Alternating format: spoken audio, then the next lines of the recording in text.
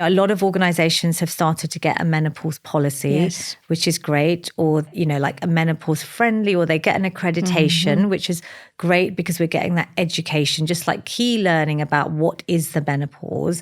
We need men as well as women to attend those. So often, I'll go in and do a talk and sometimes we won't even call it a menopause talk. We'll just talk it as, like a general health, lifestyle, mental health, because I touched on how it really affects women mentally. Is that because you don't think the men will come if it's labelled menopause? It depends on the organisation. Okay. So some organisations, beginning I've done loads of menopause talks and we've got men in the room and it's brilliant because we need them. Like whether it's men supporting the women in their workplace, but a lot of them have bought my book afterwards and said, gosh, I really didn't realize my wife is going through so many of the things that you've just talked about. Or I had one, very senior leader saying, I've just bought this book because I've got 3 daughters. And from what you've talked about, it's almost like puberty. I said, exactly. It's like puberty. It's just not part of the curriculum at school where we're not educated enough about it.